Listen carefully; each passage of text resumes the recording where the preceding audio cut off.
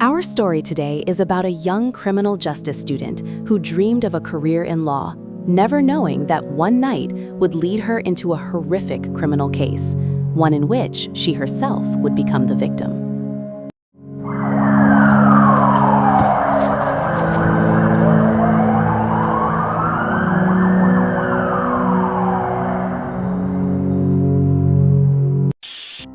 Sade Carlina Robinson was born on May 10, 2004, in the United States. She was an ordinary girl, like thousands of others growing up far from the spotlight. She grew up in Milwaukee, Wisconsin, in a non-traditional family. Her parents, Sheena Scarborough and Carlos Robinson, were never married and did not live together. However, their separation did not mean total absence. They maintained a co-parenting relationship despite the distance. Her mother, Sheena, was her primary caregiver, responsible for daily upbringing, schooling, and discipline. Her father, Carlos, lived in another state. Although his presence was intermittent, he remained part of her life. Sade was also part of a broader family network, with siblings on both her mother's and father's sides, which provided additional support and connection. From an early age, Sade carried a strong sense of responsibility.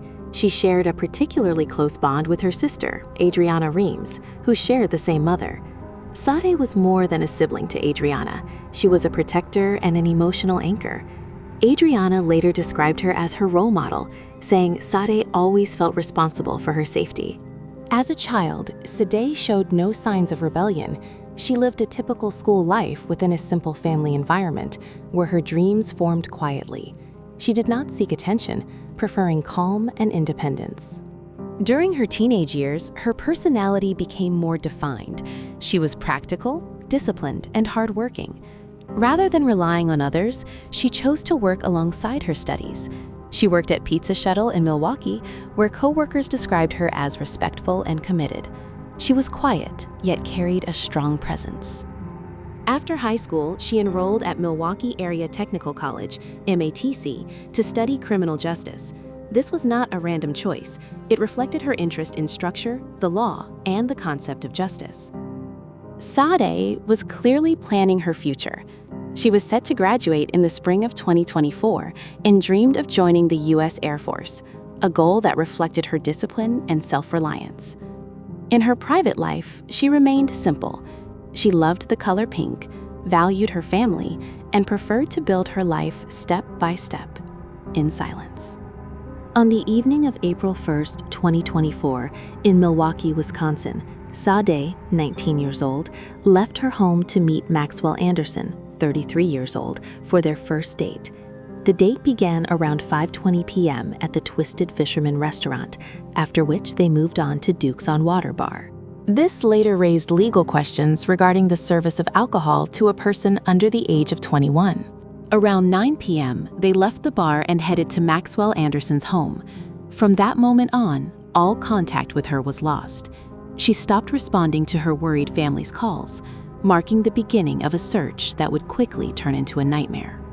On April 2nd, 2024, the case began to unravel when police found her 2020 Honda Civic in a deserted alley near the intersection of 30th Street and Lisbon Avenue.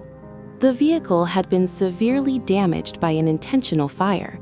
Despite the attempt to destroy it to conceal evidence, the car was not completely destroyed, allowing investigators to recover several personal belongings, including the remains of her mobile phone, parts of her bag and clothing, and her identification card. These findings confirmed that the fire was deliberate, not accidental. On the same day, a passerby discovered a severed human leg at Warnemont Park in Cudahy, along the Lake Michigan shoreline. It was later determined to be the right leg. DNA analysis confirmed that it belonged to the missing student. The bright pink nail polish was a painful detail that allowed her family to identify Sade. As the investigation progressed, forensic evidence increasingly tightened the net around the man who was last seen with her. DNA analysis, phone tracking, surveillance footage, and witness statements directly linked him to the crime. By April 4th, 2024, police had gathered enough evidence to identify Maxwell Anderson as the main suspect, and he was arrested at an intersection in Milwaukee without any resistance. Maxwell Stephen Anderson was born on May 26, 1990, in Wisconsin. He grew up in the quiet suburbs of Pewaukee, an area known for its stability. His family lived in a comfortable environment. His father, Stephen Anderson, consistently sought to provide him with the best opportunities, while his mother was less present later in his life. His parents divorced early, leading to a stronger bond with his father. During his childhood, Maxwell was a quiet youth, often described as reclusive or somewhat odd, though he displayed no overt criminal tendencies at the time. He attended Pewaukee High School, where his father encouraged him to participate in sports. Despite these efforts, his inclination towards solitude persisted. His siblings, including his sisters, later expressed their utter shock during the legal proceedings, emphasizing that their upbringing was normal and that they never imagined the person they grew up with could commit such atrocities. In early adulthood, Maxwell joined the U.S. Navy in April 2011, but was discharged in January 2012 for undisclosed reasons. Following his discharge, psychological and behavioral issues became more apparent, including bouts of rage. Experts later suggested that these issues may have been exacerbated by alcohol and substance abuse. Maxwell held various service industry jobs, most notably working as a bartender at several Milwaukee establishments, including the Rave Eagles Ballroom, Victor's, and Twisted Fisherman, the latter being the restaurant where he met Sade Robinson for their date.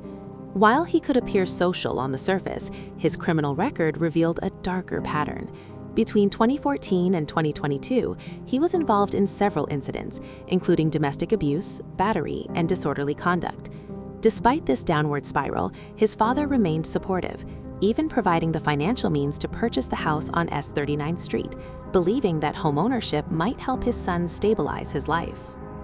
Upon the arrest of Maxwell Anderson, a thorough search warrant was executed at his residence, with the primary focus on the basement, the place where Sade Robinson spent her final hours. Despite diligent attempts to clean the area, the truth could not be hidden. Luminol testing revealed traces of blood, carefully wiped from the basement floor and near the drain. Additionally, gasoline canisters were found in the garage, indicating a premeditated plan for arson. Inside the home, an even more terrifying picture emerged.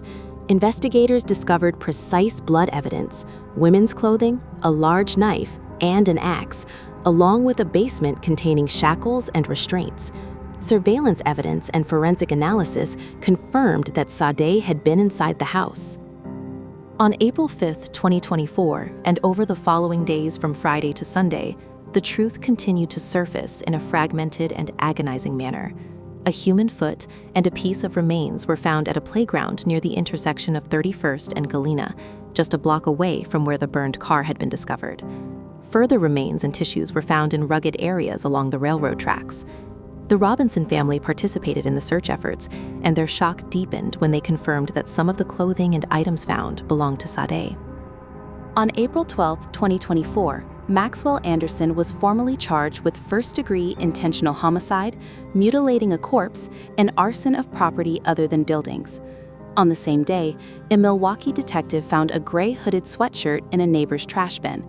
When it was lifted into an evidence bag, a box of matches fell from the left chest pocket. Upon inspection, 3 additional matchboxes, a pocket knife, and a small flashlight were found inside the sweatshirt. On April 16, 2024, investigators obtained a full digital copy of Anderson's phone. Among the cruelest pieces of evidence were photos of Sade lying face down on a sofa inside his home, completely unconscious. These images shattered any claim that she had left the premises safely. 2 days later, on April 18th, Lake Michigan revealed another secret. A human torso and an arm were discovered along the shore in South Milwaukee. DNA analysis left no room for doubt. The remains belonged to Sade Robinson. During the same month, following news of his arrest, an ex-girlfriend came forward to the police.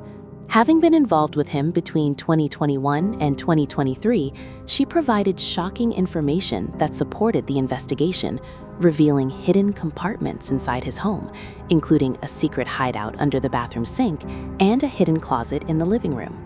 On May 11, 2024, a human arm washed ashore in Waukegan, Illinois, approximately 60 miles south of the crime scene. Forensic tests confirmed it belonged to Sade.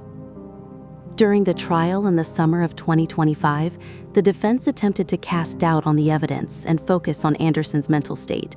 However, the courtroom remained charged with pain, especially when Sade's mother, Sheena Scarborough, spoke with a broken voice, pleading to know the location of her daughter's head.